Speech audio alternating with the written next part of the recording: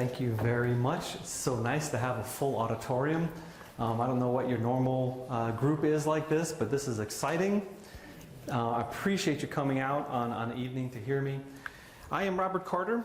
I am a marine biologist theoretically. That was half of my doctorate. The other half of my doctorate I was in the genetics lab. And I've been doing genetics ever since. So I like to think I'm a geneticist, but I'm trained with salt water. I don't know how that works. Anyway, that's how a lot of scientists do, though. As they go, they learn what they're good at. And it turns out I was a really bad ecologist and a really good geneticist. So I figured it out. I was like 30. Yeah, okay. I'm going to throw you a bunch of thought bombs tonight. I don't have a pre-planned shtick where I'm going to go A, B, C, D, E. What I'm going to do is bring up a lot of, I think, interesting illustrations to just get us to ponder what science is, how it influences the world, how do we know what we know, those sorts of questions. And hopefully I'm going to throw you some curveballs maybe you've never thought of before. That's my goal. I love lectures like that. When I hear something like, wow, I never thought of that. That's what I'm going to try to do for you. So we'll see if I can. A little bit about who I work for. I am a speaker for Creation Ministries International. We have offices in 7 different countries. There are about 30 people like me going around the world. We're going to speak in 1,300 different venues this year. This is one. I travel almost every other weekend throughout the year, except December, because no one wants a creation speaker when they're gearing up for Christmas, apparently. So December's a nice month. I don't have to travel. But about every other weekend, all year long, all over the country. And there's a lot of us doing this. We call ourselves an information ministry. We exist to come to places where there are people who will listen to us and try to answer some of their questions. What we found is that Christians who have a few of their big questions answered are much more likely to talk about their faith with other people. Christians who don't have an answer to something that's really bugging them are usually terrified. What if you ask me that question? Intimidation is probably the biggest thing that makes Christians keep their mouths closed. I know that's true for me. So we're going to try to answer some of these. A lot of the answers you'll find in our Creation magazine. We've been publishing this for over 40 years. You can sign up here outside or on our website. Our website is easy, creation.com. But something I don't talk about in most of my church talks is the Journal of Creation. If you are a science nerd, I expect there's a higher than average number of them in this audience. I would hope that you're really plugged into where things are really happening. So you got the Answers Research Journal, you have the Creation Research Society quarterly. I'm on the board of directors of Creation Research Society also. And then you have the Journal of Creation. This, of course, is my favorite. But I cannot tell you the number of times I've read an article and literally I said, I had no idea. Some really, really good stuff in there. And our website is creation.com. And we're on all the social media, but you know how that works. We always get downgraded because, you can't say something against the status quo without losing tracking. Anyway, if you would like to sign up for our email newsletter, I know some of you in here already are, and I know some are here because you are and you heard about this event. If you would like to sign up for our email newsletter, we're going to pass this around while I'm speaking. We just ask for a name, an email address, and a zip code. No big deal. What we're going to do is once a week, we'll identify something new in the world of science. And we'll put an article on our website, and package it in an email, and we send it around to our people on our list. And what's really cool is every once in a while, a lot more people click on the link than the number of people we sent it to. You know what that means? Our folks are spreading it around. And sometimes we hit it just right. That's what the sign-up form looks like. You'll see it in a second. When they're done, can you all just pass them to the end? Because my 2 wonderful volunteers here are going to collect them while I'm speaking, and they don't want to have to reach over people. Okay, I appreciate that. Now, I'm going to start talking. I am a marine biologist.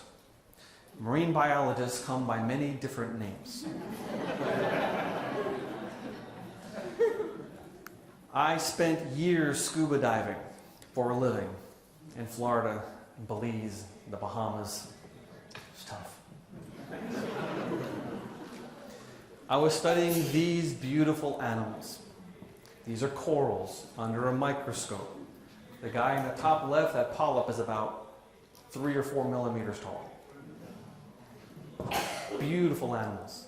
I was studying their coloration because in biology, as a creationist, I like this idea. Form follows function. If you see something, there's a reason for it. And if you see it very strongly, like all the corals are bright colors with these greens and reds, obviously there's a function. Problem is, I got 4 chapters in my dissertation. I never figured out what they're for. But I did figure out that those are proteins. And I did figure out that if it's a protein, I could steal the gene for it. And when I took the gene from these corals and engineered them into these fish, that's when I was awarded my doctorate. So yeah, I made the Frankenfish. And that does open up a giant can of worms. But this is not a morality talk necessarily.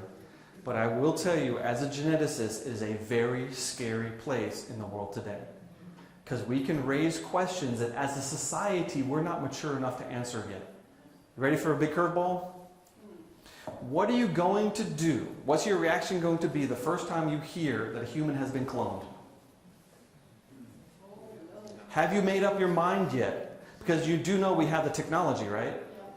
We routinely clone racehorses and prize steers. You can take a biopsy of your dog after he dies, send it to a lab in South Korea, and they claim they'll give you a puppy back. Cloning is easy now. No more Dolly the sheep days. There's a lab in Japan. A couple years ago, he made an announcement. They took a rat and cloned it for 17 generations. And the 17th generation is just as healthy as the original. There's nothing except law preventing us from cloning humans. But the laws aren't the same in every country, are they? I think if you gave me a few $100,000 and a woman who's willing to be the bearer, I could probably clone a human. That's terrifying. So, what's your response going to be when it happens? Hey, is any identical twins in this room? Are there any identical twins in this room? Really? An audience this big? There's no twins. All right, well, I know there's at least one family that has some twins. I don't know if they're identical or not. It doesn't matter. But you all know identical twins, right? Yeah, you realize they're clones. You know that? All right, so cloning does happen naturally. Interesting. All right. In my quest to ask you questions, my first question for you. How do you know what you know? You realize that science has to make a giant assumption, right? You know what the first big assumption in science is? You're awake. Second big assumption, reality is real. One of the reasons why science never went anywhere in Eastern religions is because Buddhism teaches that the universe is a mirage. You can't do science in that. Science didn't work in ancient Greece. They were real smart. They did a lot of math and stuff like that. You can't do science there because what if I set up my petri dish and in the night Zeus sends a lightning bolt down and kills it? It doesn't work in animistic societies because you can't experiment the universe. It might experiment back at you. How do you know what you know? How do you know it's true? You're putting a lot of faith in the words of other people. And society doesn't work unless we all do that. But to know stuff, you have to use your brains. But you can't always trust your brain. You know that. You've made mistakes all your life. Worse, in today's world, when you try to find something, go ahead and Google something. I bet for every true thing, there's at least one YouTube video trying to say it's not true. There's so much misinformation, we cannot know what's true about politics, about current events, about basic propositions of science like, is the Earth really a globe? Does NASA really fly to the moon? Or did? They don't do it at the moment. Actually, we still do. We got lunar things right now. Okay, so we still go to the moon. So, there are a lot of people in this world who speak confidently and are speaking pure nonsense. There's a biblical, Paul wrote, "Not many of you should presume to be teachers, therefore, my brethren, for know that you shall be judged more strictly." That terrifies me. Especially considering that I know all the things I've said that were wrong. Either I was making a mistake, I misunderstood something, or I said something very dogmatically and it was disproven just a short time later. That's really treacherous to be a lecturer. But you know, there are very few college professors that feel that fear. And they sure are intimidating, aren't they? Because they sure think they sound like they know what they're talking about. And here's a problem that we all have. We are not experts in everything. We need to lean on the authority of other people or we go nowhere. But that's dangerous and is difficult. Because how do we trust other people? There's some really wicked, awful, evil people in this world. And scientists are people too. I'm not saying they're wicked and awful and evil, but there are some of them that are because they're people. In the history of science, oh my, there's a lot of really bad things that have been perpetrated in the name of science. Usually dealing with races, homosexuality, poor people. Oh man, the Tuskegee syphilis experiment. If that doesn't rile you up and get you angry, you're cold. Done in the name of science. And here's the most insidious thing. We naturally associate with people who think like we do, who talk like we do, who eat the same foods and listen to the same music. That is human nature. But it's worse because Google and Facebook and Twitter do it for us. Now, I can't fault them for it because they're just trying to make money.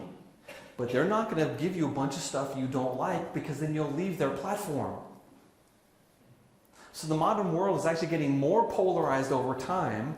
And one of the reasons for that is because the algorithms are feeding us information that's very different from one person to the other. And there's very little cross-pollination of ideas anymore. And we're breaking up into little fiefdoms. So human nature and technology, the human mind are natural. Oh man, how do you know what you know? Did you know the science is philosophy?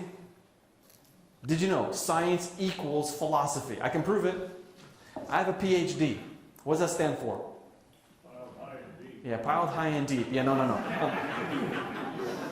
It's a Latin phrase, switch it around. Doctor of philosophy. What philosophy? Come on, what philosophy? Does nobody know? Boom, natural science, naturalism. You're very close. What's naturalism? What's an ism? It's a belief, right?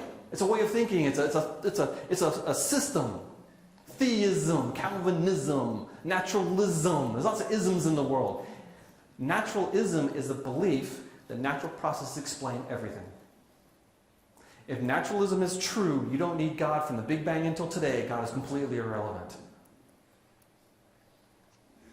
I was trained under strict naturalism in all of my science courses. Interestingly, naturalism was invented by Christians. We got rid of the pagan way of thinking, that there were little gods and pixies and things messing everything up. No, there's a God in heaven, that God is a constant God, that God is a lawgiver, He operates according to law, the universe should work like a clock. That's why science was developed in the Christian West. That's very true. But naturalism was then applied. Oh, well, if the universe operates like a clock, there might not be any limit to that. And they got rid of the creator. It happened about the 1700s. Let me ask you another question then. What is science? Ask a scientist to define that word. They're going to struggle. Search for truth in the natural world, or the process of searching for truth in the natural world, maybe. Knowledge. Knowledge is a basic Greek word there, what it means. But how about this? What if science is just a way of thinking about things? It's a framework of understanding. Imagine reality is these vertical gray bars. No, sorry, vertical red bars. And your way of thinking is the diagonal gray bars. Can you see that even if you have wonky thinking, you still might get some things right? Can you see that the closer you get your way of thinking to the way things really work, the more you will get right? I'm not claiming I have a perfect filter. That would be hubris. I would never do that. But I do believe the creation model explains a lot more data than the evolutionary model. The thing is, naturalism explains a lot of data. You can run really far and really long. In fact, for a couple of hundred years, before you run into the modern technology inside the cell, when you realize that evolution is a farce.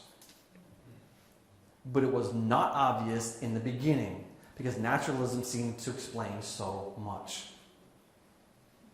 So what happens? Over time, we build up theory systems of thought. And as they stop working, we throw them out. And we come up with a new one. That's what Einstein did.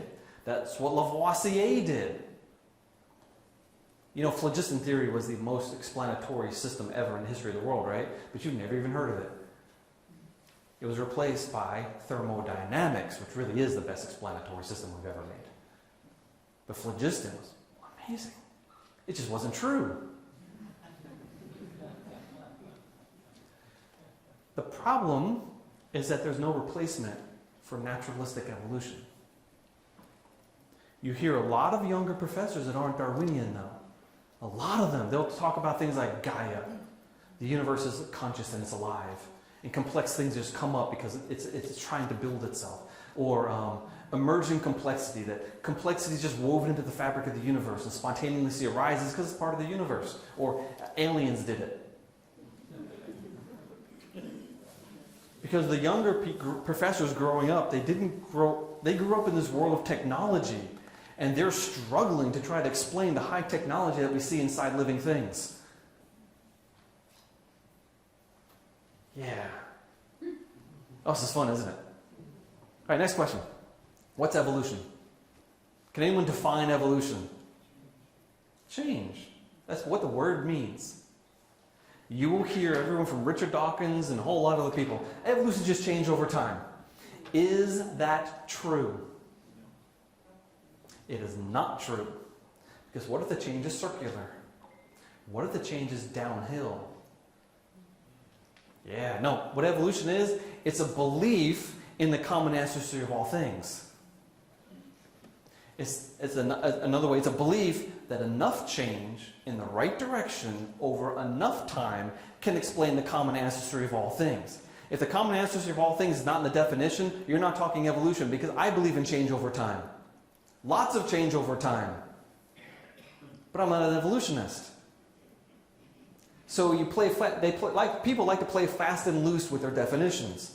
And it's a powerful way to do it. Because think about it. Darwin saw changes. Therefore, he said, I see no limit to the amount of change. The direct quote. Well, that's funny because I can see purple elephants flying through the room right now. Doesn't mean it's real. Darwin had no mechanism. He was pre-genetics. He did not know how traits are passed from one generation to the next. He didn't know what caused different traits. Contemporary with Darwin, people reading bumps on people's heads trying to tell their personality. This is the era of Freud, who's been thrown out as a psychologist. Karl Marx. Bad philosophy. Things that were tested and found wanting. It just took evolution longer to get there. So it's not change over time. You have to use common ancestry there. So think about it. If you take naturalism and use that to try to explain biology, which is what Darwin did, you will get evolution. If you take theism, the belief that God is, and use that to explain biology, you will get some form of creationism. Notice the first word is a philosophy. The second word is a science. The third word is a result. It helps us a lot if we understand terminology and where it's coming from. If we can understand this, we can be much more effective communicating. One of the things, though, is the opponents don't want us to communicate clearly. They stack the deck and they use bad words on purpose because it trips us up. But if you look at Scripture, it clearly teaches the universe was created by an all-powerful genius God in a short amount of time, not millions of years ago.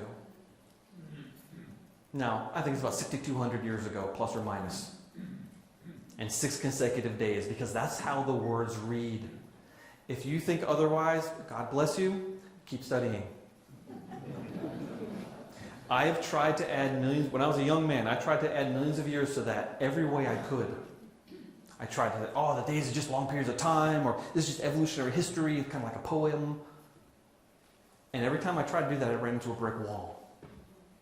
Because if God wanted to express 6 consecutive days a few thousand years ago in Hebrew, the words he would have used are exactly the ones found in Genesis. There are lots of ways to express long periods of time in Hebrew. None of them are used in this passage. In one sense, I wish they were used because then I could add millions of years. I could drive a truck through there, and my life would be so much easier if I didn't have to stand contrary to the way the world thinks. But I'm constrained by the words of Scripture. Does that make me crazy? Does it make me biased or bigoted? Maybe yes. But I don't think so. Because I think the Christian system of thought is an all-explanatory, all-encompassing system of thought, and it's not naturalistic. Once God's finished creating, everything works according to the laws that God used. But how it got created is by fiat, because it doesn't work otherwise. You can't get life from non-life. Everything we know about probability, physics, chemistry, information theory, all those vast areas of knowledge say, no, you're not going to get life from non-living chemicals. So to believe that, essentially, you have to believe in miracles. You're not going to get sexual reproduction. You're not going to get multicellular organisms. You're not going to get the human mind. It's not going to happen. You can't even get stars to form from clouds of gas in space. You can't get planets to form. Dust grains don't form planets because they smash into each other and turn back into dust. These are known mathematical modeling difficulties, and the science is telling us that naturalism doesn't explain it. But once it's there, naturalism explains everything, except for the occasional miracle, like Jesus rising from the dead. An occasional miracle. All right, next question. What is natural selection? Elimination of organisms not fit to the environment.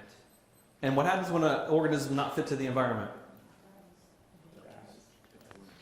Did someone use the word death in there? That is not correct.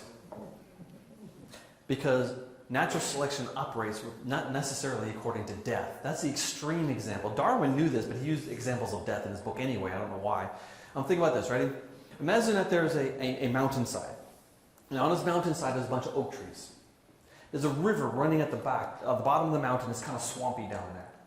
And up on top, it's really dry. Within this oak tree species, there are different genes for tolerating different levels of moisture. There's some genes that help a tree survive better or thrive better in a dry environment, and some of them that the tree can tolerate wet roots. Most trees can't do that, by the way, but some oak trees can. So now, over many generations of oak trees, let's say the average oak tree lives 100 years and then dies. So let's go 1,000 years out. 10 generations of oak trees. Which trees produce the most acorns on top of the mountain? The ones who like dry roots. 10 generations later, what genes do you think you're going to find on top of the mountain? What about the bottom of the mountain, where it's swampy? Which trees produce more acorns? The ones that like to have wet roots. Guess which genes you're going to find in that population at the end of 1,000 years? We just had natural selection and nothing had to die. Natural selection is he or she with the most children wins.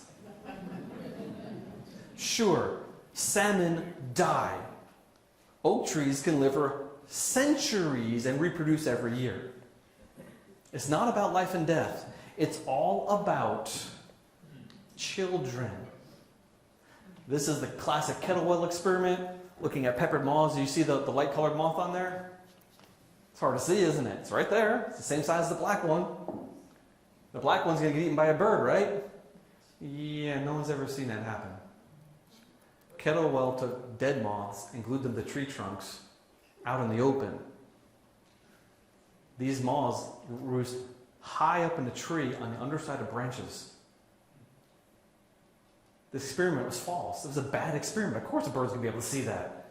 But we don't know if a bird can see a black one when it's in the shadows up in the corner of a thing, etc., etc. Is a bad example of natural selection. But natural selection itself, it's not magic. The environment is not alive. Nobody believes the environment is consciously selecting things. No one has ever taught that. It's a shortcut. It's just easy to say the environment selects. It's just easy. Just like we say the sun rises. The sun doesn't rise. The earth turns underneath the sun. But we say sunrise because you're not going to say, oh, look at that. The sun is coming into my direct line of sight as the earth is rotating at... No, you say sunrise. It's easy. Natural selection is also not survival of the fittest. It's Herbert Spencer's idea. Darwin commented on it. He said, it's a great idea. No, it's a bad phrase. It's not about survival. It is better defined as differential reproduction. And it's common sense. The thing that fits the environment better will be happier and will probably have more children. By the way, do you see the skin color? I have 2 identical copies of the SALC 15, I think, gene on the end of chromosome 16. 2 identical copies. You know why? Inbreeding. Almost all Europeans have 2 identical copies of this gene. Because we're a small population that expanded and took over a continent. But you know what? This gene works really well in environments like this where there's not a lot of vitamin D for half the year. Dark-skinned people in areas where there's not a lot of sunlight get rickets. They get soft bones. They don't have many babies. This is a survival advantage. My ancestors pushing up into Europe at the end of the Ice Age were heavily selected for people who could survive in that environment. Huh. Differential reproduction. You got that phrase? All right, be a quiz at the end. Tell me if you, when you think of evolution, if maybe this is what you think. Now, there's a quote from Darwin, there's an 1868 book. There's a problem here. It's written in 1800s English. And we don't write like this anymore. But follow me. In the long course of ages, the severe and often recurrent struggle for existence will determine that those variations, however slight, which are favorable shall be preserved or selected, and those which are unfavorable shall be destroyed. True or false? Given millions of years, does this work? No. What Darwin didn't realize is something we now understand intuitively, the signal-to-noise ratio. All right, old-timers, me included. You remember the cars where you push the button to change the radio station? And remember when you get, and it's going, it's like, oh man, I want to hear the game. You can't hear it, right? So imagine you got your favorite song playing, and it's going, do you think you could listen to that station for 1,000 years and get the song in your head? Or if someone's trying to read the Declaration of Independence or the Bible on a station like that, could you listen to it on loop and ever get it? No. Here's the deal. In signal processing, there's a modern idea, the signal-to-noise ratio. You have to have a stronger signal than the noise. What Darwin just said was that a very weak signal, however slight, he said, and the severe and often current struggle for existence, that's the noise. He said, despite the noise, even the weak signal can be selected. It's not true. Natural selection only works in a very strong signal. Best example in humans that I know of is sickle cell anemia. In Central Africa, actually there's several different human mutations that help prevent against malaria, but the most common one is sickle cell anemia, and the most common variant is found in Central Africa. If you're a carrier of that, you're sick. If you're double carrier, you have a very low life expectancy. It's an extremely painful gene. Even if you're a carrier, it's still uncomfortable. It's bad. What happens is, under low oxygen concentration, because there's one amino acid change in the hemoglobin molecule, they stick together and form a crystal. And that crystal happens to tear apart the malaria parasite that lives inside the red blood cells. So if you're a carrier, you're much more likely to survive childhood and reach adulthood and have children than someone who's not a carrier. That's the strongest signal of selection that I've seen in the human genome. It's the best example I know about. There are others, but that's a really clear one. But look what happened. Change over time. Downhill. It's better to be sick than to be dead.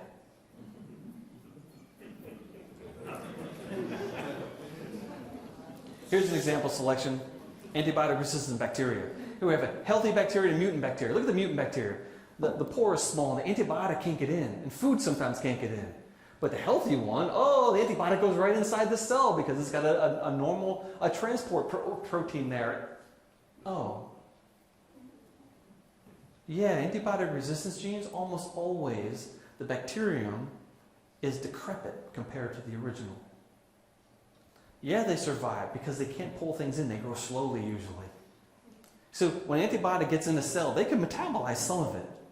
But if too much gets in, it dies. So if a little bit leaks in, okay, they can still consume it and they live.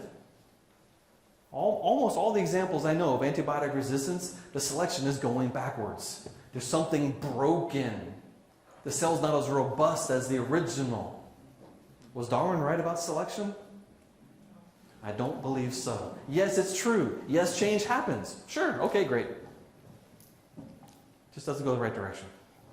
All right, let me give you a theoretical thing from population genetics. Most population geneticists would agree with this. Comes out of straight up out of evolutionary population genetics.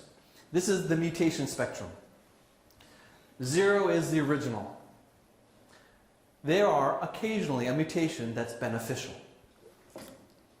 Occasionally. But the examples we know, they're beneficial in a certain context. Like, can you digest lactose? Well, you better if you live in Scandinavia. Or East Africa. Is there malaria present? You know, it sure is good to have sickle cell anemia, but that's a negative mutation. But we can put it in a positive context in certain contexts. Over here are mutations that will kill you straight up. If you're born without a liver, you're going to die. There's no mutation that guarantees survival because you can still get hit by an asteroid. Most evolutionary geneticists will say that nearly all mutations have a small effect and most all of them are negative. Selection only works with a profound change. It has to be able to affect your ability to have children. Imagine I have a twin brother. He looks like Adonis, and I'm me. Let's say I'm born without toes. He's a normal person. I'm born without toes. Okay? That's a good example. Let's say we're out picking berries in the forest, and a bear jumps out of the woods. Which one of us gets eaten? Oh, I don't know that. What if he's a couch potato, and I'm a marathon runner because I feel a little self-conscious about my toes? What if he's blind? What if he's deaf? What if the bear just happened to jump out on that side of the path instead of this side of the path? Natural selection can't even select for toelessness. People can function just fine with all sorts of abnormalities and have children just fine. But most mutations are in the zone of non-selection. They're not profound enough to make a difference. Just like if you drive your car, you might get a speck of rust on your car. One speck of rust does nothing. 1,000,000 specks of rust will turn your car to powder. You can't select for one speck. It doesn't have any effect until they accumulate enough until you go extinct. Your car goes extinct, or the species go extinct, or you as an individual go extinct. Because the older you get, the more mutations you accumulate. I'm 50 years old this year. It is estimated I have 60,000 mutations in every one of my skin cells that I was not born with. And it just gets worse with age.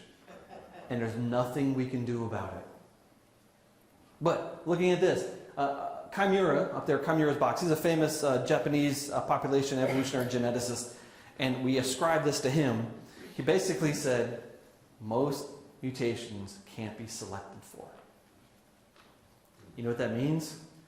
All species go extinct. Darwin doesn't work. There's a book, Genetic Entropy and the Mystery of the Genome. It's on tables out here by my dear friend John Sanford. He wrote about chimeras, box actually where I learned about it for the second time. I forgot about it when I learned it in college. But he's got all these amazing analogies, amazing word pictures, and he's an insider. This guy was an evolutionary atheist for most of his life, half of his life. He became a Christian because he's having trouble with his marriage. He's happily married now, but his wife and he were struggling, so they went to a church for marriage counseling and became Christians. About 5 years later, he rejected Darwinian evolution. This man invented the gene gun. He invented transgenic crops. He was an insider in the world of evolutionary genetics. And now he's not one of them anymore.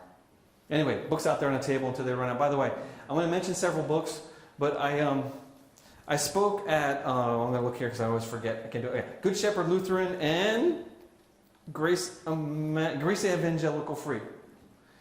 I had to look because I knew the names, but if I tried, I would have scrambled them. I spoke there on Sunday, those two churches. My morning church, I heard that the president of BioLogos used to go there. BioLogos is an organization dedicated to contradicting me. I would have expected that in a church like that I would have had a very bad response, but I had the best response of any event I've had in 12 years of speaking as a creationist. That's why there's no books on the table. So, I'm happy. You might not be, but I'm happy. So if I mention a book that's not there, you can pay for it here, and we'll write your name down, and we'll ship it to you for free. Fair enough? Usually if you call our 800 number, it's a $5 flat rate shipping, but I'll save you the $5 and we'll take care of you, and it'll come really quickly because as soon as I get back home, I'll turn all those slips in. All right, so Genetic Entry is a great book. John and I have been working together for a long time, well over a decade. We published several papers in the secular literature. This one appeared in Theoretical Biology and Medical Modeling. We studied the influenza genome. You see, we've been studying this idea called genetic entropy for a decade. And theoretically it works. And we have this massive computer program that I helped a little bit, but has been built, called Mendel's Accountant. And it shows it's true. So theoretically, mathematically, we needed a practical real-world experiment. What you need, though, is thousands upon thousands of generations. And we don't have that for people. We got millions of human genomes now, because 23andMe and Ancestry.com. That's today. We don't have millions of ancient genomes. But we found the influenza research database. So I downloaded thousands of influenza sequences from 2012, 11, 10, 9, 8, all the way to 1950s, 1940s. And somebody dug up a woman who died in Alaska in 1917. And she was buried in permafrost. So she was frozen for 100 years. And they sequenced the flu genome out of that. So we had a 0. What this is, ignore this, that's amino acid changes. This is nucleotide changes, 1917's over here. And so using that as a 0 point, in 1930-ish, there's about 600 mutations. 1950, about over 800. By the time we hit the year 2009, we had over 1,400 mutations. That's 13% of his genome. That was the year the human H1N1 influenza virus went extinct. In fact, the creationists noticed it, the evolutionists missed it. We published this result. They didn't see it. In the year 2009 was the last time a human H1N1 appeared. We published this paper in 2012. Last year I did an update, 2018 update. I downloaded more sequences. No one has seen a human H1N1 influenza virus since 2009. We still get H1N1, the swine version. Remember the swine flu, 2009, 2010? Remember all that scare? Remember all those people that died? No. Why? Because that thing, it had been circulating in pigs and people since at least 1917. It had picked up so many mutations it was hardly viable anymore. See, evolution can't handle this. Selection has to get rid of these mutations or everything is doomed to extinction. And by the way, that's about the same number of viral generations as the number of generations that supposedly separates humans and chimpanzees.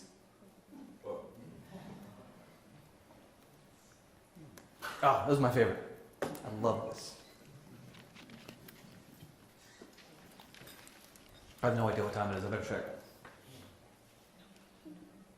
Oh, I got 15 minutes? Oh, well, I'll try. Imagine, if you would, the world of evolution and the world of creation. Is it true that every fact you find that supports evolution disproves creation? No. The evolutionists talk like that's true. Is it true that everything you find that supports evolution supports creation, unsupports evolution? No. Why not? If I find a fact that supports creation, isn't that just proof of evolution? Well, yeah, I'm using a word, a problematic word. It's the word proof. There's no such thing as proof in science.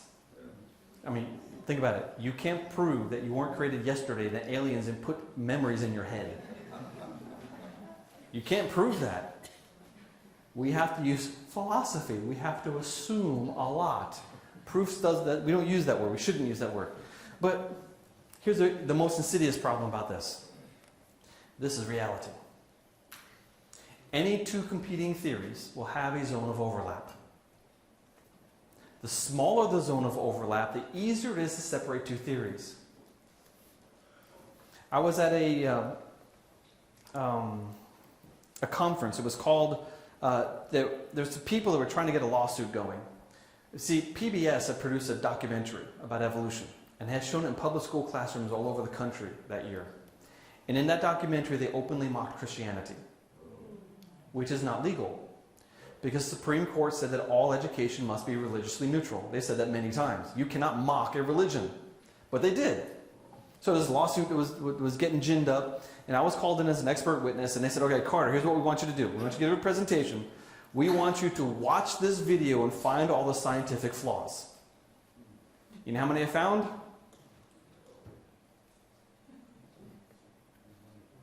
Everything they said, I agreed with. Therefore, evolution is true, they concluded. All they gave the student was true things from the zone of overlap. Things that cannot be used. I call this non-discriminating information. It's things that cannot be used to separate two theories. Change over time.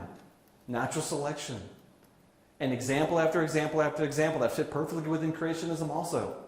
But because they gave the student a list of things that are obvious and true, and all of them supported evolution, when they said, therefore, evolution is true, think of how profoundly powerful that is. That is genius. That's what Darwin was gifted at. That was his genius. What we have to do is ask questions that separate the two theories. If you look at evolution's Achilles' heels on the table out here, we ask those questions. We talk about the origin of life, which I mentioned a little while ago. The origin of complexity. The inability, mathematics. You apply mathematics to evolution, it fails. There's not enough time. Selection is not powerful enough to do what it needs to do. We don't see the types of changes necessary. Yeah, things change, great. But with the types of changes we see are not the types of changes required by evolution. Those questions separate the two theories, but they don't want to talk about this. They try as hard as they can to blur the lines and ignore the questions. So even today, you'll hear people, if you ask them about the origin of life, they'll say, oh, the origin of life is not evolution. Evolution just changed over time. The origin of life is something different. Oh, wait a minute. For the last 100 years, you called it chemical evolution. And now you're saying it doesn't even exist? You don't even have to worry about it? See, if you don't have a naturalistic way to explain the origin of life, what are you going to invoke? Pixies? That's a very dangerous proposition for that side to reject and not even want to talk about what actually turns out to be an intractable problem, which is why they don't want to talk about it. Charles Darwin, 1859. Gregor Mendel, one of my heroes, published Laws of Genetics just 6 years later. based on decades of experiments that he and prior people at his monastery had been working on for a long time. He was able to summarize things. Someone just wrote, I don't remember where I read this, but someone just wrote an essay where they realized that point for point, Mendel's papers are following the order and the origin of species. He was writing to refute the origin of species. You see, Darwin needed infinite variability so that selection can whittle away here and move the average. But Mendel said, no, green or yellow, smooth or wrinkled, tall or short, purple or white. He said traits are discrete characters. It's not Darwinian.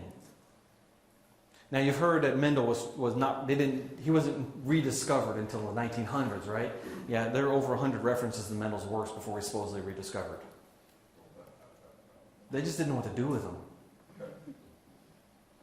But eventually, they figured it out. But for a long time, it looked like Darwin was winning. The power of Darwinian thought to explain what we saw was profound and powerful. All you people with more gray hair than me, God bless you. I don't know how you survived the 1950s and 60s. I was raised, my formative years, creationism already existed. What a blessing to me to not have to fight that. But looking at it, Darwin, wax supreme, you know what that is? That's the Scopes monkey trial in 1925. The evolutionists stopped talking about evolution in textbooks after that. But Sputnik happened. And when Sputnik happened, that was the excuse the evolutionists used. They said, that's it, we must teach science in our schools. And all the textbooks started promoting evolution. What? Science? You know what they meant when they said science? They meant naturalism. We must teach philosophy, is what they said. Oh man! Once you get an understanding of the definition of those words, everything changes. This is powerful if you can put this into thought. But here's the problem. The problem is today. Technology. The more complicated life is, the harder it is for evolution to explain it. If life were simple, evolution might be possible. Life is the antithesis of simple. Oh, look, there goes a polymerase, one of my favorite things. Zipping down, making RNA copies of DNA. Notice it keeps on going over the same spot, but the messages stop and start in different places. The average letter of DNA in your genome is incorporated into 6 different RNA products. Remember the idea of junk DNA? Junk DNA produces the RNA that controls the the junk DNA produces the RNA that controls the non-junk DNA. You're not a protein computer, you're an RNA computer. Your cells are producing a massive amount of RNA, and that's where all the calculation happens, in the junk part. Oh, and what happens if you change one of those letters? You can affect multiple different unrelated processes. Change that letter. Maybe it'll affect your ability to see in the dark, whether or not you can digest garlic, how tall you are, and the color of your eyes. Okay, great. Which is natural selection going to act upon? The more noise there is, the less clear the signal, the less natural selection can act. This is a massive problem, and we did not know this until just a couple years ago. Oh, look, there's you. And then you did that. And then that and that and that. You now have about 100 trillion cells in your body. But every time one of your little cells divided, it made mistakes. Polymerases are amazing little machines. They only make a mistake about every billion letters. It's amazing. But they have to copy 6 billion letters every time the cell divides. We are accumulating mutations at such a rate that extinction of the individual is guaranteed. Happily, our children don't inherit our skin cells. But our reproductive cells also have to divide until they get ready. In a female, you got a great system. After about 22 cell divisions from fertilization, your ovaries are finished. And the eggs are held in protective custody sometimes for 45 years until ovulation. Amazing. Now, the cells aren't dividing, and so the DNA is not being repaired the same way, so you do get some large chromosome breaks and get things like Down syndrome with higher age. But the males, you produce most of the mutations. Your little cells go through about 32 cell divisions, and then at puberty, they start to divide. And they don't stop dividing until you die. The older you are, men, the more mutations you pass on to your children. Hey, who was the oldest father in recorded history? Noah. Methuselah lived a long time, but we don't know when all his children were born. But Noah was over 500 years old when his 3 children were born. Noah was genetic poison to the future generations. I'm kidding, it's true. He would have introduced more mutations at that one generation. All the mutations have happened from Adam to Noah. And yes, we die as individuals, but because our reproductive cells also pick up mutations, less than the individual happily, but our species will eventually go extinct. I cannot tell you how long it will take, but it will not. Essentially, I don't believe the human species, something as complicated as a human, can last for 1 million years. Probably not 200,000 years. I don't know the date. It's sort of like this. Wildlife ecologists are all afraid of the cheetah. They think the cheetahs are going to go extinct. There's not enough of them in the wild. There's only about 10,000 of them in the wild. Litter size is decreasing. Birth defects are increasing. Reproductive incompatibilities are happening. There's not enough cheetahs. But they're not going to go extinct tomorrow. What happens is the fitness of a species declines and declines and declines and declines and declines. And eventually, something changes in the environment. A new parasite, a new competitor, a virus, and they go extinct. It's called mutational meltdown. It's funny because 10,000 cheetahs can't survive, but we're taught that we came out of an African bottleneck of about 10,000 individuals. And somehow, during this catastrophic genetic event, we evolved from the primitive Homo erectus to the advanced Homo sapiens. You put it in that context, the story doesn't make any sense. That should have been an extinction event. Now, we don't come out of Africa. We came out of Babel. That's another talk. So people like to ask me, what did Adam and Eve look like?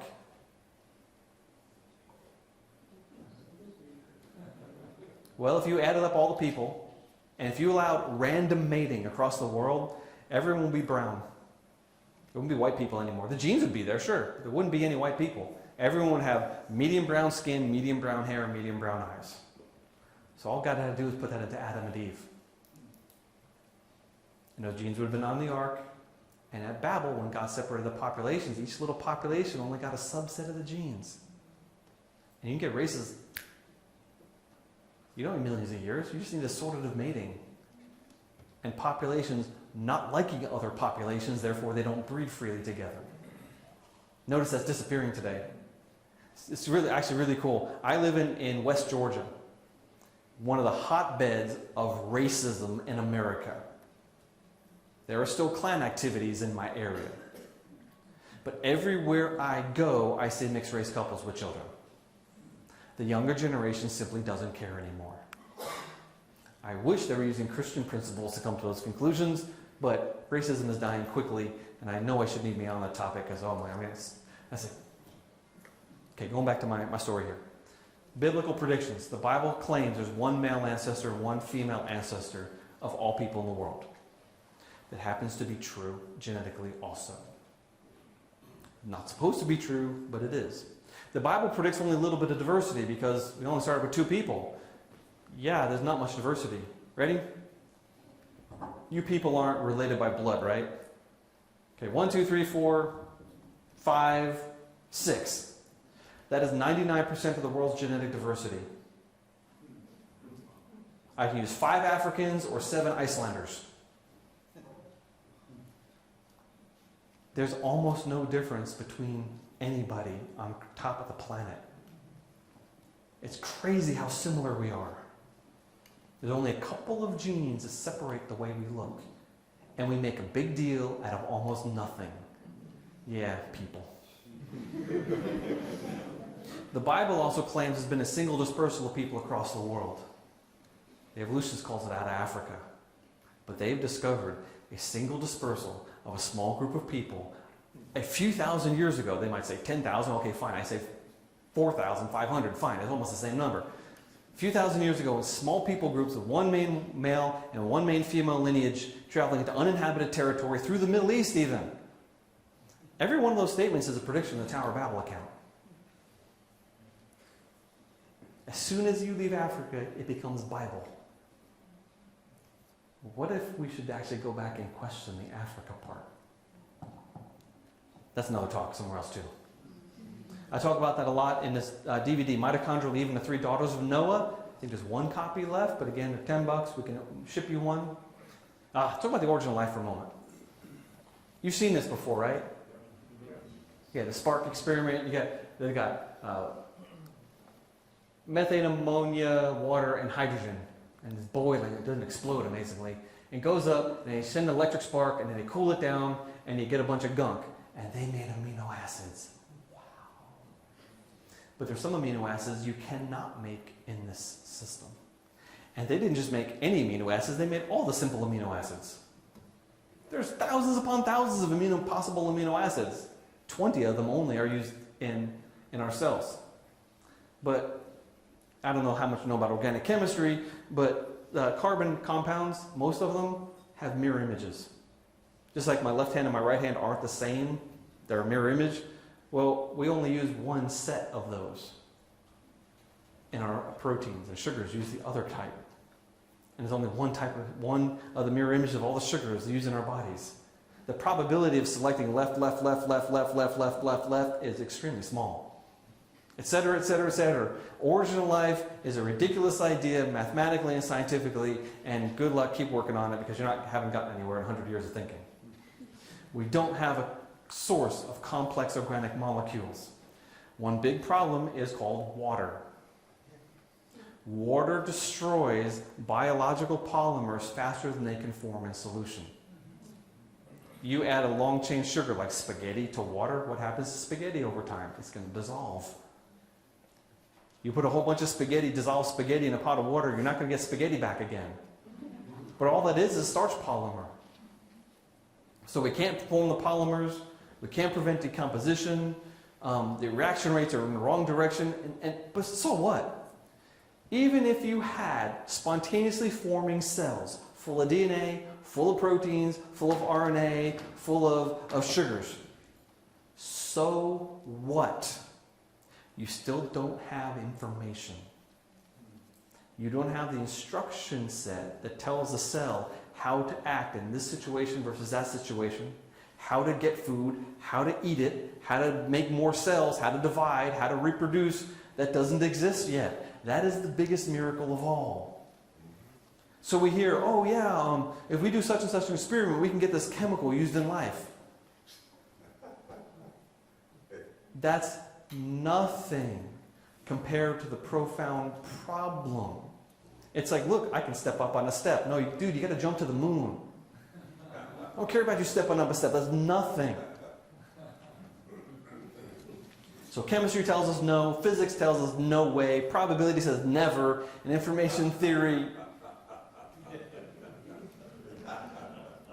This is inside all of you. That's the ATP synthase motor. It's the world's smallest electric motor. But it doesn't run on electrons, it runs on protons. You make your weight in ATP every day. This thing operates at nearly 100% efficiency. Essentially what it does, it takes this molecule called adenosine diphosphate, or ADP, which doesn't exist in nature. And it bonds it to a phosphate molecule, which is incredibly rare in nature, because phosphates make insoluble salts with divalent metal ions. Anything with a +2 charge, and it's gone, not soluble. So it takes these two very improbable molecules and makes an incredibly reactive, unstable, improbable molecule called ATP. This stores energy and is delivered to all different parts of your cells that need to use energy. Great. Notice that's a protein. A bunch of proteins. These proteins are coded in DNA. But you need ATP to get the DNA to form a protein. What came first? The improbable molecule, the improbable code?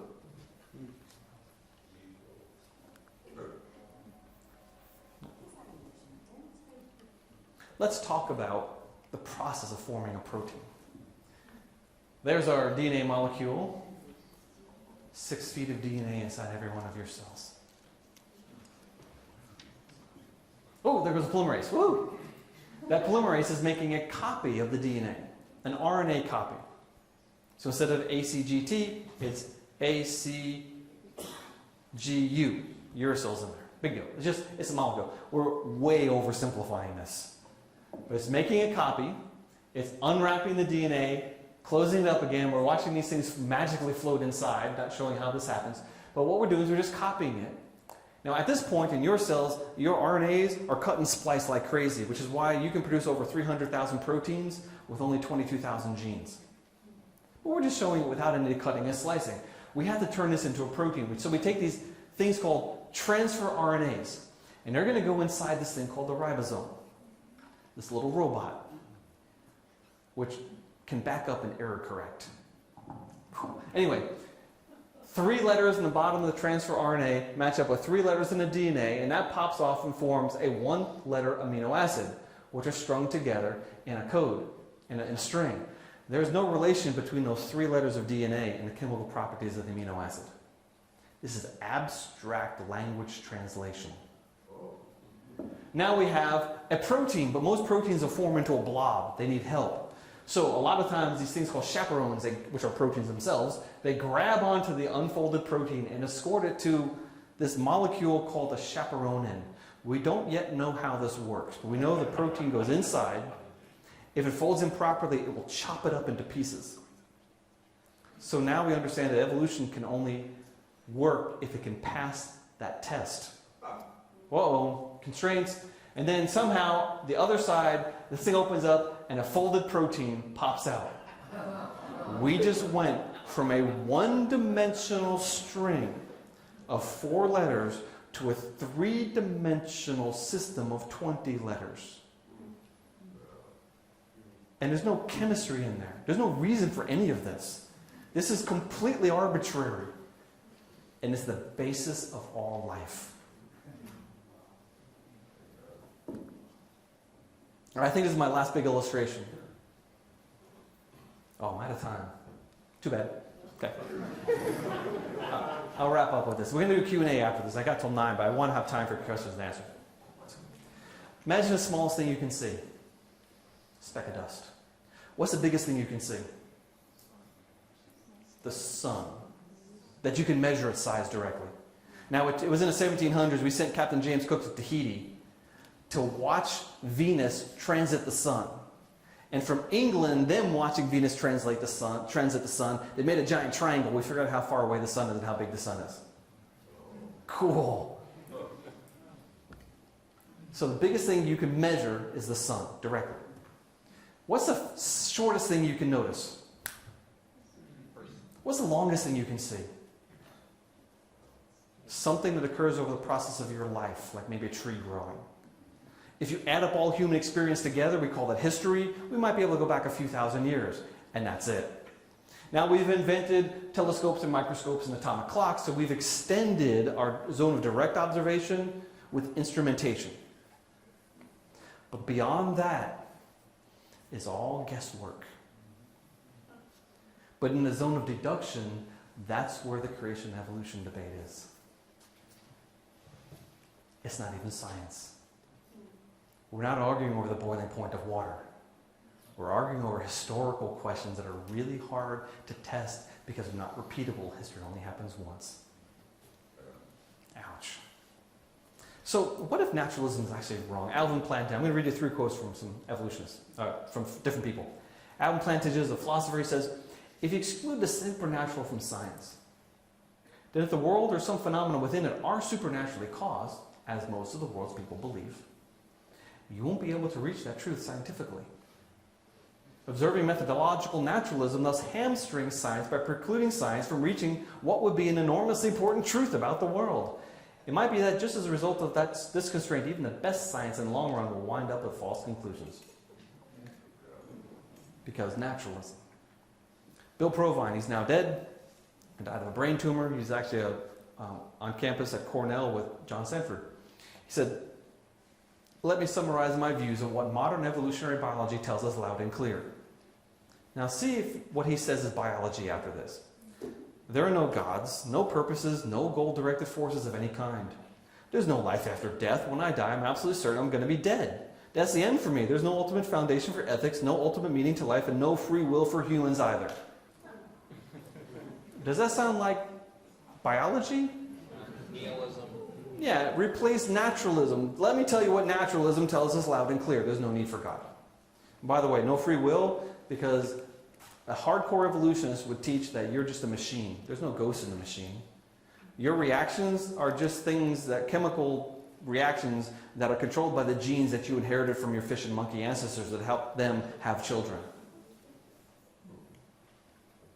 We wonder why it's so hard to get conservative action in our society in the law system. That's because 100 years ago, the law system flipped over to evolutionary theory. Right and wrong? What are you talking about? Let me read you a quote from Charles Darwin. I think I'm going to wrap up with this. Thus, disbelief crept over me at a very slow rate, but was at last complete. No, Darwin did not become a Christian on his deathbed. The rate was so slow I felt no distress, and have never since doubted even for a second that my conclusion was correct. I can indeed hardly see how anyone ought to wish Christianity to be true. First so, the plain language of the text seemed to show the men who do not believe, that would include my father, brother, and almost all of my friends, he's surrounded by atheists in Victorian society, will be everlastingly punished, and this is damnable doctrine. Now, pardon my French there, but Darwin, how dare you use our word? You can't curse us. You've got nothing to curse. A man who has no assured and ever-present belief in the existence of a personal God or future existence with retribution and reward, that's heaven and hell, can have for his rule of life, as far as I can see, only to follow his impulses and instincts, which are the strongest or which seem to him the best ones. That's called hedonism. Welcome to America 2019. Hedonism because of naturalistic evolutionary philosophy applied to our culture. That's exactly where it comes from. I'll skip that one. That's a fun one. I'll skip that one. I know it's fun. Here we go. Please consider Creation Magazine. They're out there. While I'm wrapping up, we're going to pass around a sign-up form only because my two volunteers here can't handle explaining this to a dozen people. You have two options. 1 year or 2 year. Easy. If you sign up for a 1 year subscription, your subscription starts today. I have the copies out here until I run out. But if you sign up for a 2 year subscription, I'm going to give you also a bunch of things, including 2 DVDs. I'll give you a copy of our $1 million program, Darwin, the Voyage That Shook the World. We did a 1 hour biopic on the man Charles Darwin. That was a really good production. I'll also throw in a 30-minute DVD we call Fallout, straight from the mouths of college students when we ask them, were you raised in church? Do you still go to church? Were you ever taught anything about creation or evolution? Woo, wow, they said some interesting things. All right, those are there. You'll see this. That's our sign-up form. I'm not trying to rush too bad here. If you're new to this creation evolution thing, may I recommend an introductory talk to one I give at churches all the time, The Alternative Creation's Competitive Edge. If you're just getting into this or you want some big challenge, check out Evolution's Achilles Heels. 3 years of my life went into this. This is a lot of really hard work. But that hard work paid off because we've now won 2 major awards at Christian film festivals for a documentary. In fact, we came in second place to Mike Huckabee.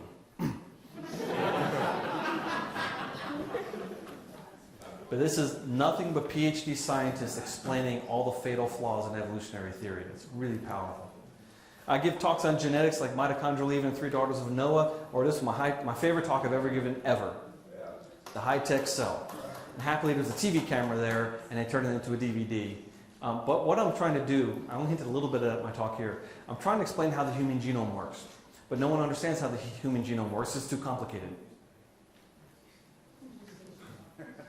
And I compare it to a computer, and very quickly my head explodes. You'll watch. We have packs of books. We have books I talked about. We have some kids' books. I think I have one of these left. We have Christianity for Skeptics, fantastic resource. Essentially, we've got stuff. We have spent years producing information for you to consume. I can't teach you everything. Most of you I'll never see again. The rest of my life we'll probably never meet. So I've got one shot at encouraging you to plug in. Go to creation.com. It's free and you can read until you're dead. You're not going to read 13,000 articles. Or pick up a book or a DVD or a magazine. And I'll stop with this one. 1 Peter 3:15. In your hearts, honor Christ the Lord as holy, always being prepared to make a defense to anyone who asks you for reason for the hope that is in you. But do it with gentleness and respect. No, don't be a jerk. But you can stand confidently and competently and defend the Word of God, even using science, even in front of hostile audiences. All you got to know is this much, because your opponent probably doesn't even know that much. Thank you.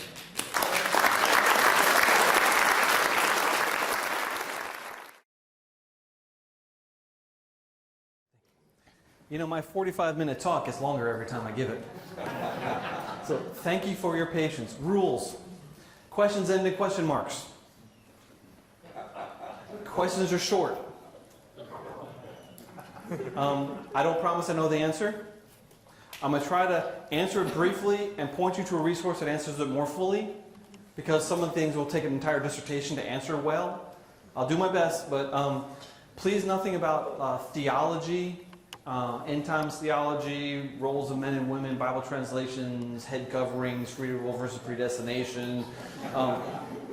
No, that's not appropriate for this audience, but anything about science is fair game. Let's see what happens. You get stumped the chump time, and you get 10 minutes. So, let's go. Yes, sir, you're first. I appreciate all the fact that we have scientists, not like yourself, promoting creationism, whereas when I started, it was all laymen.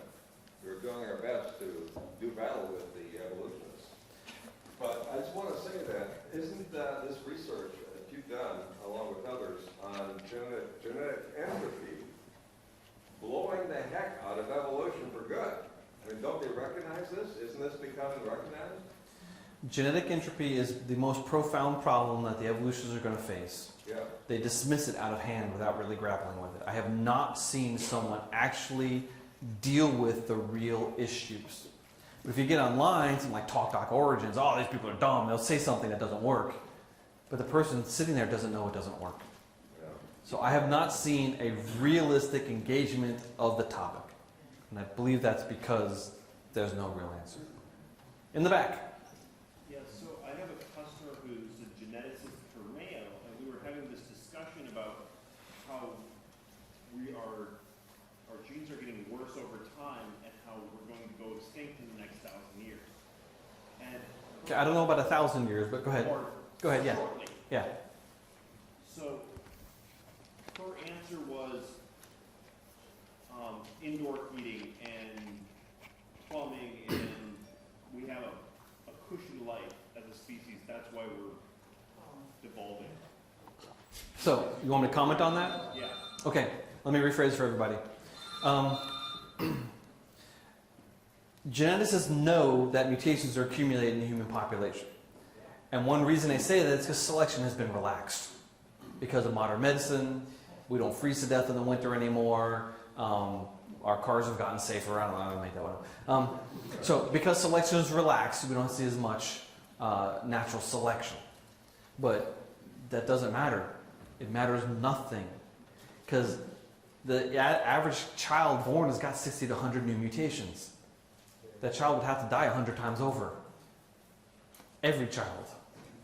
You can't remove the mutations, even in a small, highly selected population. Because remember, selection only works on the profound mutations, not the little rust spots that are accumulating. If you're born without a head, oh, okay, that's easy. But if you have, okay, imagine it this way. Imagine that this is a class, and I'm the professor, and at the end of the semester, you have to hand copy your textbook and throw away the original. And the next class gets to use your textbook. The next class will pass, but they have to copy the textbook and give it to the next class. They'll probably pass too, because one spelling error doesn't make you fail. But how many years will it be until none of the books are acceptable? Not that many. That's a better analogy to the mutation accumulation problem. A class of 10, a class of 1,000,000, it's the same problem. Anyone over here?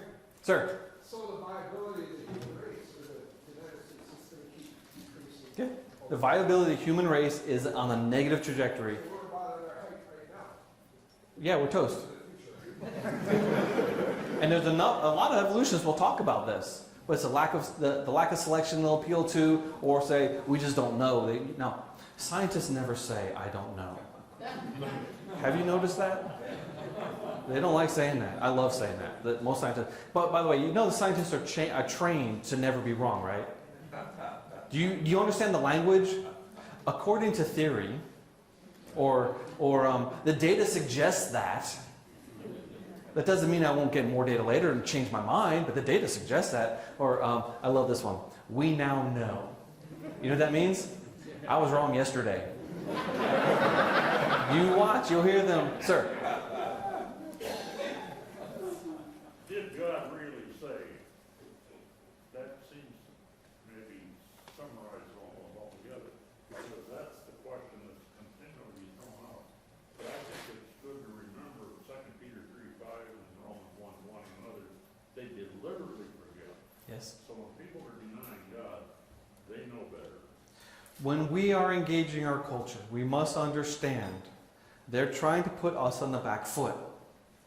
But we're not the ones rejecting the obvious God. It is clear people don't like God. They don't like the accountability. It's uncomfortable. In fact, think about it, Christian. The closer you get to God, the more uncomfortable you should be. Because the more holy you realize God is, and the less holy you realize you are. God is a very comfortable and loving God. Or as C.S. Lewis says, yes, he's good, but he's not safe. Talking about Aslan. And Aslan just went, you're dead. He had every right to do that. I'm getting off topic. Yes, we have to understand the philosophical basis of this debate, or we get nowhere.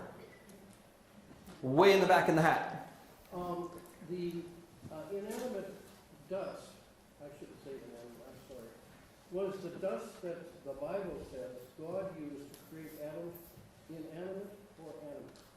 The dust that God used to create Adam must have been inanimate. It's just dirt, dust. It's just ground. It's not alive. Now, was there bacteria in the dirt? That's an interesting question. I never thought about that before. But no, it's not animate. It was an inanimate lump of stuff. So God, by fiat, manufactured Adam from scratch. Is that what you're getting at? Okay. But wow, I'd never thought about bacteria being in the dirt. I never put it two and two together. So are we made of bacteria? Ooh. Sir. Yes, this question relates to genetic entropy Okay. and extinction of species. Okay. The evolutionists plot this out from millions of years back to now. Have you ever plotted this from a creationist perspective? Genetic entropy and extinction of species? Using a fossil record? Using the fossil record. No, that's hard to do because we argue about where in the fossil record the flood is.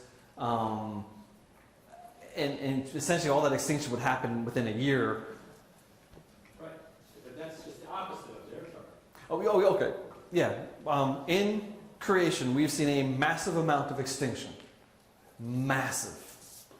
To species today, each little group is depauperate compared to the fossil record of that group. I mean, rhinoceroses with 2 horns or a horn that goes like a T and things like that. We don't get anything like that today. Elephants with 4 tusks and things like that. I'm butchering this question. I'm sorry. My best guess. All right. Guy in the green shirt. Natural selection is correct, right? There is natural selection. It's just the evolutionist interprets it incorrectly, correct? What I spent the first half of the talk talking about, or a big section of it, yes, natural selection is kind of a no-brainer. It's an automatic, natural, if you would, because I know nature is kind of like, paranormal, but what other word can we use? We don't have a word in English to say, according to the normal process of things at random.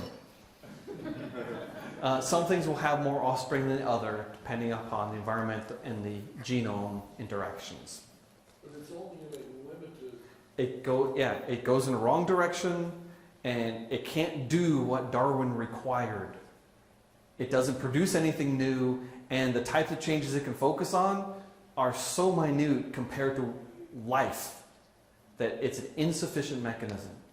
God is sufficient. He's outside the universe. He could create whatever he wants, etc. Yes, sir, Richard? For the young people, do you have any recommendations for science fair projects, including junior high? Oh, science fair projects.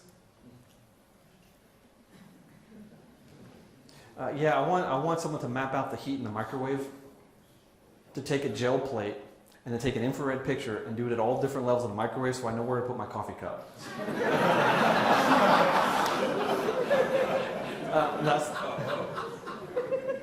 the type of science I do. I nerd out with I just downloaded 56,000 human mitochondria, and I've spent like to 1 o'clock in the morning taking the other person's alignment, which is bad, and lining them up myself.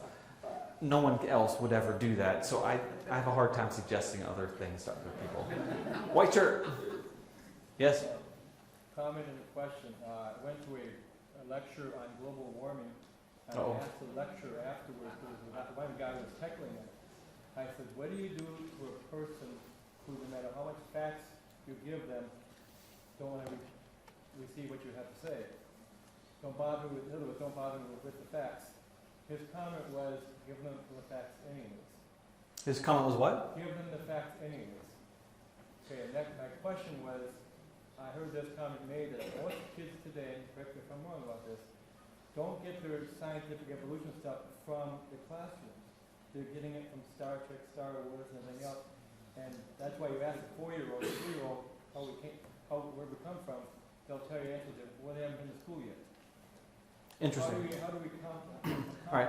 that? Two very dissimilar things. How do you deal with someone who's refusing to acknowledge that you make them? Say, hold it, stop. Did I just say something that you acknowledged? And then they say, so then we're not talking because you're not willing to actually have a conversation. They like to play tennis. As soon as you start making a point, oh yeah, but what about? And they change the subject. No, this one first. This is how conversation works. Yeah, sometimes you have to train someone in polite conversation. The kids pick up evolution from just in the environment. I remember my son, he's 5 years old. He said something, I said, when did that happen? He goes, oh, Dad, back in the days of the dinosaurs. He doesn't watch Dinosaur Train. I don't know where he picked this up, but he picked up evolution just out of the milieu or whatever. So, yeah, I don't know. One more question? Sir with the beard. What do you think? Sorry, you don't have a beard. What do you think of CRISPR? What do I think about CRISPR? CRISPR, I wish I had thought of it. I was there. The parts were sitting there. There's a bacterial enzyme that you can take it and direct it to any part in the genome and it'll cut it.